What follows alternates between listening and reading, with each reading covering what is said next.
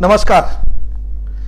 अतिशय संवेदनशील विषय आहे जो आपल्या हक्काचा आहे, न्यायिक तत्वाचा आहे. पूर्व त्याचा विचार करण्यासाठी मी या ठिकाणी आलोय. पूर्व लक्षात घ्या, आज मी शिक्षक झालोय, मी क्लास टाकले. त्याच्यात काही जण आंडुरे पंडुरे म्हणतील तू शिक्षक झाला म्हणजे तू जिल्हा परिषदला नाही. पण एक लक्षात घे, मी मास्तराचाही मास्तर झालो. पण एक गोष्ट आवर्जून लक्षात घे, ह्या शाळेमध्ये शिकलोय. माझं गाव धमधम आहे, तालुका जिंतूर, जिल्हा परभणी. या ठिकाणची ही माझी प्राथमिक शाळा आहे. या शाळेमध्ये मी लहानाचा मोठं झालो, 6वी पर्यंत शिकलो. जवळपास या शाळेमध्ये त्या काळी 350 पोरं होते. या शाळेमध्ये शिकत असताना आमच्या गावात कोणी सरपंच असेल, उपसरपंच असेल, पोलीस पाटील असेल, यांनी कधी मक्तेदारी दाखवली नाही. कारण आपण म्हणताना ही शाळा माझी म्हणायचो. माझी शाळा स्वच्छ व सुंदर शाळा असे टॅगलाईन आपल्या शाळेची होती. आणि मग हे करत असताना एक गोष्ट लक्षात घ्या, यावर कोणाचाही हक्क नव्हता. शाळेतून मिळालेलं पुस्तक असेल, शाळेतून मिळालेला खाऊ असेल, त्या तिरंगा झेंड्याबद्दल 26 जानेवारी 15 ऑगस्टची जी काही उत्सुकता होती, 2 संत्री गोळ्या आपल्याला भेटायच्या होत्या. आपण झेंड्याला सलामी देता येत नव्हती कारण त्या काळी आपल्या डोक्यावर गांधी टोपी नसायची. अशा अनेक गोष्टीतल्या शाळेतल्या ज्या काही भावना आहेत ज्या आपल्या हृदयाशी टच करतात. पण आज ती शाळा पाहिल्याच्या नंतर कदाचित याच्यातून आपण पुढे गेलो आणि येणाऱ्या पिढीचं काय, असाही प्रश्न कदाचित आपल्या डोक्यात पडेल. पण आता ज्याला हृदयच नाही त्याला कुठलाच प्रश्न पडणार नाही. मग आता काय बोलायलो बापा आपण, काय गरज, नेमकं बोलण्याची काय गरज आहे? तर लक्षात घ्या, होणार काय आहे, ही जी शाळा आहे, आता या शाळेला काय होणार की बाबा माझ्या गावामध्ये जो कोणी श्रीमंत असेल, ज्याच्याकडे पैसा असेल, तो या शाळेला दत्तक घेणार आहे. तो या शाळेला दत्तक घेणार 5-10 वर्षासाठी. त्याचे ठरलेले रेट कार्ड देखील गव्हर्नमेंटने डिक्लेअर केलेत. म्हणजे 1 कोटी कधी, 2 कोटी कधी, 50 लाख कधी, 1 कोटी कधी, त्याचा रेट कार्ड डिक्लेअर केला आणि तो ही शाळा दत्तक घेणार आहे. मग त्यानं शाळेचं व्यवस्थापन असेल, शालेय साहित्य असेल, क्रीडांगण असेल, इमारत असेल, याच्यासाठी डेव्हलपमेंटसाठी त्यानं पैसा द्यायचा. आता मान्य आहे, तो पैसा देणार आहे, चांगली गोष्ट आहे. पण जर तुम्हाला हे इथं करायचंच असेल तर माझा एक प्रश्न आहे की नाशिक जिल्ह्यामध्ये जिल्हा परिषदेची एक शाळा पहा, लक्षात घ्या, नाशिक जिल्ह्यामध्ये जिल्हा परिषदेची एक शाळा एका वाईन कंपनीनं दत्तक घेतली होती. वाईन कंपनीनं दत्तक घेतली, शाळा चांगली सुशोभित केली आणि त्याच शाळेवर त्यांनी सकाळी ज्या शाळेत लेकरं शिकत होते त्या शाळेमध्ये त्यांनी रात्री गौतमी पाटीलचा कार्यक्रम ठेवला. दन दन शाळा दणानली, बंबाट लोक नाचले. म्हणजे ज्ञानार्जनामध्ये दुसराच कार्यक्रम चालू झाला. म्हणजे तसं जर एखाद्या शाळेला एखाद्या माजुऱ्यानं नाव दिलं, पैसा दिला, तर वैयक्तिक तो मंगल कार्यालय म्हणून, वैयक्तिक तो सार्वजनिक मालमत्ता म्हणून एखादा कार्यक्रम ठेवील. त्याचं गावात कोणासोबत पटत नाही, त्याच्या लेकराला वेळ प्रसंगी तो वेगळी वागणूक देईल. मान्य हे तुम्ही म्हणले की बाबा शाळेच्या कार्यपद्धतीमध्ये, व्यवस्थापन पद्धतीमध्ये काय करणार, तो व्यक्ती हुडबुड करणार नाही. अरे हे तुमचं म्हणणं झालं. आमच्या इथं शालेय पोषण आहार समिती असती का, त्याच्यातलं एखादं भंगीर जाऊन मास्तराला म्हणतंय तांदळात किती आहेत, महा काही वाटा आहे का नाही, हे कुठाने आहेत का नाही, कोण म्हणतंय? त्या शिक्षकाला म्हणतंय. कॉमन गोष्ट नाही. पुन्हा नाव बी छान दिलंय तुम्ही, सही पोषण देश का राशन. धतुरा काही नाही त्या लेकराच्या पदरात. मग त्या लेकराला तो न्याय मिळेल का? आपल्याला त्या शाळेतल्या मिळालेला गणवेश असेल, शाळेतले मिळालेले पुस्तक असतील, याच्याबद्दल काय होती, आत्मीयता होती. मग ही शाळा दत्तक दिल्यावर वांदे काय होईल? तो व्यक्ती वेळ प्रसंगी त्याच्या पद्धतीने नाव देईल. आता माझ्याकडे 2 कोटी नाहीत तर मी काय धतुरा नाव देणार आहे? मी त्याचा विचार करेल का? वेळ प्रसंगी काय होईल? महत्वाची गोष्ट, त्या व्यक्तीनं त्या शाळेला त्याचं नाव दिलंय, त्याचा कालावधी संपला, त्याच्या वडिलाच्या नावानं तो दुसरी शाळा काढेल. इनडायरेक्टली इथं त्यानं क्वालिटी दिली असेल तर हे लेकरं इथे येतील आणि पुन्हाही सरकारी शाळा बंदच पडतील. त्यानंतर तुम्ही GR काढला की 20 पट नोंदणी असणाऱ्या शाळा डायरेक्ट बंद. त्याच्यानंतर राज्यामध्ये दारूच्या दुकानाचं परमिशन वाढणार. 5500 पहिल्यात बिअर शॉपी महाराष्ट्रात आहेत. इलिगल कॅनीनं दारू विकणारे तर भंगार किती आहेत काय माहीत. त्याने कित्येक लोकांचा संसार बर्बाद केलाय. आणि दलिंदराव, तुम्हाला थोड्या आकली येऊ द्या, तुम्ही कशाचं परमिशन द्यायला पाहिजे, कशाबद्दल द्यायला पाहिजे, बरं तुम्हाला सांगणारं कोणी हुशार नसते का तुमच्या संपर्कात? म्हणजे तुम्हाला थोडी अक्कल का देत नाही देऊ? काल परवा गणपती बाप्पा गेले ना, ते थोडीफार तुम्हाला द्यायला गरजेचं आहे ना, की तुमचं चालू काय. आणि असं चालू झाल्यावर होईल काय माहितीये का, ही अराजकता बिनाकामी तुम्ही माजवायलेत. तुमच्या डोक्यात काय, हे तुमचा रेड कार्ड आहे. शाळेला नाव ठेवायचे. महानगरपालिका क्षेत्रातल्या शाळा असतील, अ आणि ब दर्जाची शाळा असेल तर तुम्ही रेड कार्ड ठरवला आहे. 5 वर्षासाठी शाळेला 2 कोटी रुपये, 10 वर्षासाठी नाव द्यायचं असेल तर 3 कोटी रुपये. जर क दर्जाची शाळा असेल 5 वर्षासाठी 1 कोटी रुपये, 10 वर्षासाठी 2 कोटी रुपये. नगरपालिका, महानगरपालिका, जिल्हा परिषद, इकडे बघा, नगरपालिका आणि जिल्हा परिषदेची शाळा असतील तर 5 वर्षासाठी 50 लाख रुपये. म्हणजे माझ्या गावातली जी शाळा आहे का, माझ्या गावातल्या एखाद्याला वाटलं माझ्या बापाचं, माझ्या आज्याचं त्याच्या नाव द्यायचं असेल तर त्यानं 50 लाख द्यायचे. त्याच्यानंतर ती शाळा गौतमी पाटीलच्या फडासाठी वापरायची. एकदा चाललायचा कार्यक्रम. टंग टंग टंग टंग, कचकच कांदा कापताना बोट सुईत न वाचवली. चल दे, अर्ध्या रात्री मला सोडून जायचं नाही. सकाळी ज्ञानार्जन, संध्याकाळी तुमचा कार्यक्रम. झाला नाशिकमध्ये तसं. 10 वर्षासाठी नाव द्यायचं असेल तर 1 कोटी रुपये. याच्यासाठी समन्वय समिती देखील नेमण्यात आली. त्या समन्वय समितीमध्ये आयुक्त, कलेक्टर आणि सीईओ, चीफ एक्झिक्युटिव्ह ऑफिसर म्हणजे मुख्य कार्यकारी अधिकारी यांच्या नेमणुका देखील करण्यात आल्या. त्याच्यानंतर छत्रपती संभाजीनगरमध्ये बैठक देखील पार पडली आणि ह्या शाळा दत्तक देण्याचं काम देखील यांनी चालू केलं. मग मुख्य गोष्ट काय बघूया, होणार काय? पाय 15,000 शाळांवर टांगती तलवार. काय म्हणते? 20 पटसंख्येखालील सर्व 15,000 शाळा काय करणार? बंद करून त्याऐवजी तिथे समूह शाळा, म्हणजे हे दमदम नावाचं गाव आहे, इथं वझर नावाचं गाव आहे, इथं 20 पेक्षा पटसंख्या कमी आहे, दोघांची मिळून समूह शाळा निर्माण करायची. आणि पहिलेच रस्ते नाहीत, आमच्या गोरगरिबाच्या लेकराला जायला रस्ता नाही, त्या ठिकाणी महत्वाची गोष्ट चलायला रस्ता नाही. आणि मग त्या काळात आमच्या लेकराच्या चलण्याचा प्रश्न कोण मिटवणार? त्याला बस व्यवस्था तुम्ही देणार का? अनेक गोष्टी आल्या.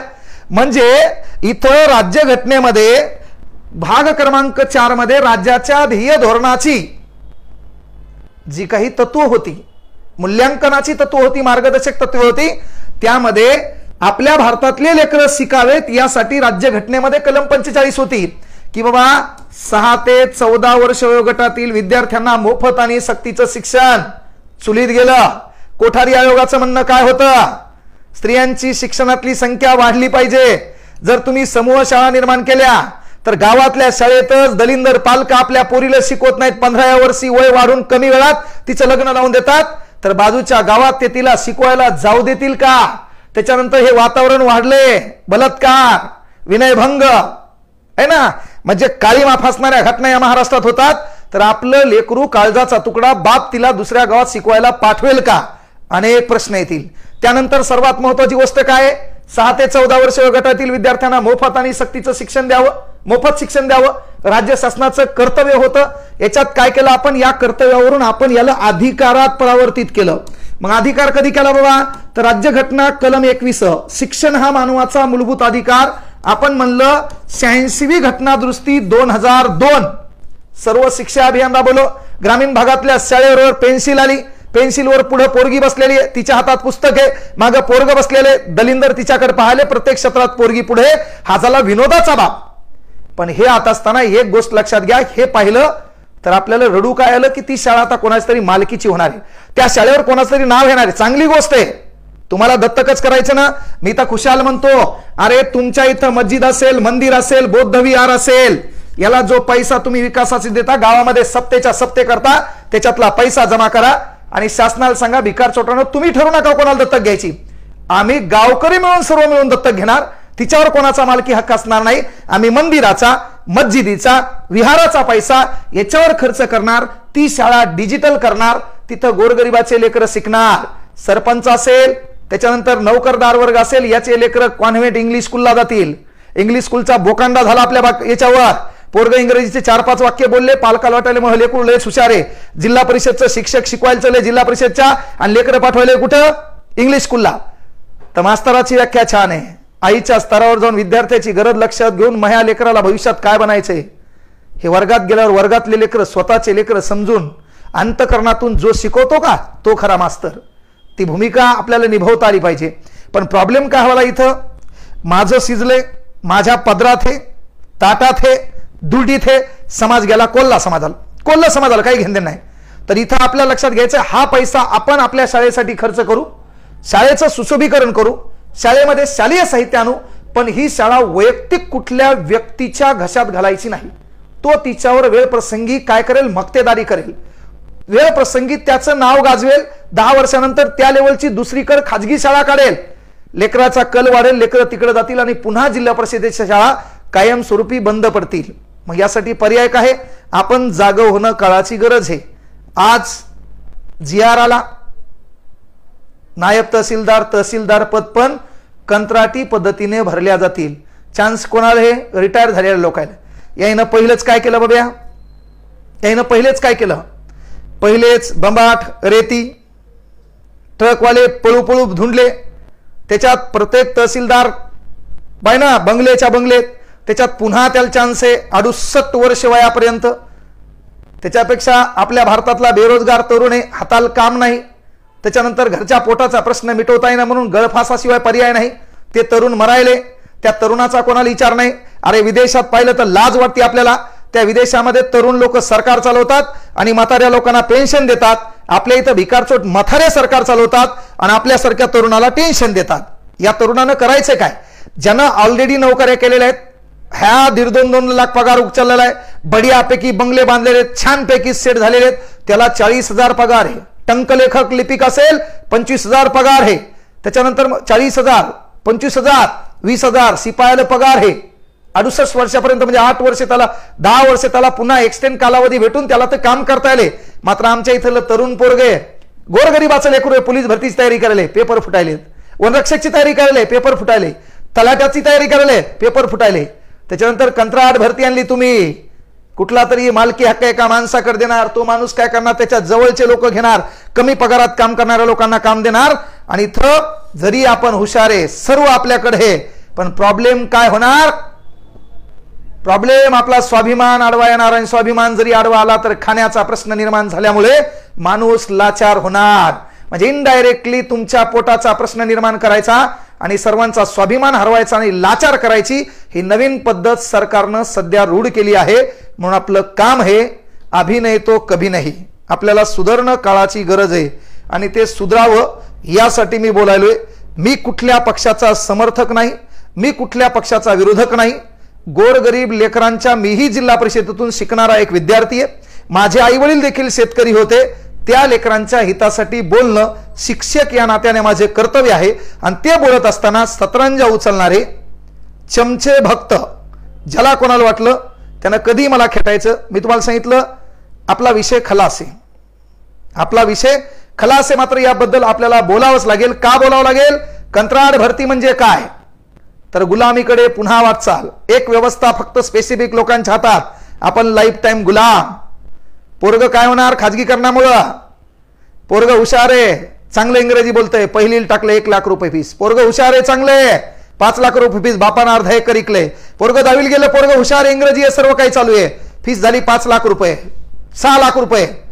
बाप एकर एकणार, पोराला शिकवणार. 11वी 12वीला पोरग गेलं, 7 लाख रुपये लागले. पोरग हुशार आहे, नीटचा क्लास केला, JEEचा क्लास केला, स्पर्धा परीक्षेचा क्लास केला, यानं बी तुला लुटलं. पोरग हुशार आहे, सर्व काही झालं, शिक्षण व्यवस्था झाली, बापाचे 20-25 लाख गेले, शेती गेली, 2-3 एकरावर घराचा नेमका उदरनिर्वाह चालू होता. आणि त्यानंतर ऍड आली, पोरग नोकरी लागलं, नोकरी लागल्यावर पळत पळत घरी आलं, बापाच्या पाया पडलं आणि बापाच्या हातात पहिला पगार ठेवला. बापानं पैसे मोजले, 30,000 भेटले. बाप आरडला, बाब्या तुला तर 1ली, 5वी, 10वी, 11वी, 12वी डिग्री एवढा पैसा दिला आणि तू आम्हाला फक्त 30,000 दिलेत. तेव्हा ते पोरग म्हणणार, पप्पा तुमचा काळ गेला, तुम्हाला 1.5 लाख पगार आहे, पेन्शन आहे, आताचा काळ बिघडलाय. 2023ला असा एक GR आलता, त्यावेळेस तुम्ही नोकरी सोडून संप केला असता, रस्त्यावर आले असते, सरकारचं डोकं ठिकाण्यावर आणलं असतं, सरकारनं निर्णय बदलला असता, तर म्या पण तुमच्या हातात आज 1.5 लाख पगार ठेवला असता. पण त्या काळी तुम्हाला जाग आली नाही. आमचा काळ होऊन गेलाय, तुमचा काळ होऊन गेला, आमच्यावरती बारी आली. इथून पुढे सरकार जे म्हणेल ते ऐकावं लागेल. म्हणून ही लढाई आपल्या अस्तित्वाची आहे, आपली आपल्यासाठी आहे. आपण आपल्यासाठी एकजूट होऊन, अंतिम सत्ता ही जनतेच्या हातात एकवटलेली आहे. बाबासाहेब आंबेडकरांचं संविधान आपल्याला सांगते, स्वाभिमानाची आग छत्रपती शिवाजी महाराजांनी आपल्या हृदयामध्ये पेरलेली आहे. ती जागृत करून जिथं सरकार कोणाचे असो, ते जर चुकत असेल तर त्या संदर्भात आपण जागरूक होणं काळाची गरज आहे. त्यासाठी हे बोलायलोय. ही गोष्ट लक्षात घ्या. त्यांनी संस्था ताब्यात घेतल्यावर फायदा काय होईल की बाबा एकदम 2 कोटी रुपये लावणारा कोणी भेटेल, सुशोभीकरण होईल, सर्व होईल, पण त्याचे लॉस पण असे होतील त्या शाळेवर कुठल्याचं तरी नाव आहे, तेव्हा आपल्या मनातल्या भावना मरून जातील. ही सरकारी शाळा आहे, ही माझी शाळा आहे हे म्हणण्याचा अधिकार आपल्याला राहणार नाही. 10 वर्ष तरी तो व्यक्ती त्या नावामुळे तरी त्या गावात त्या शाळेवर स्वतःची मक्तेदारी, स्वतःचा हक्क गाजवणार. इनडायरेक्टली त्याचे ज्याच्यासोबत वाद आहेत त्याच्यासोबत वादाचे कारण तो त्या ठिकाणी नक्कीच काढणार. म्हणून सरकार मायबापला विनंती आहे, आमच्या गोरगरीब कष्टकरी लेकरांच्या हक्काचं जे शिक्षण आहे, राज्यघटनेचे कलम 45 आहे, 86वी घटनादुरुस्ती 2002 ला झालेली जी काही कलम 21 आहे त्या राज्यघटनेचा विचार करून तरी तुम्ही तो हक्क आमच्यासाठी अबाधित ठेवा, यासाठी तुम्हाला कळकळीची विनंती. जय हिंद, जय महाराष्ट्र.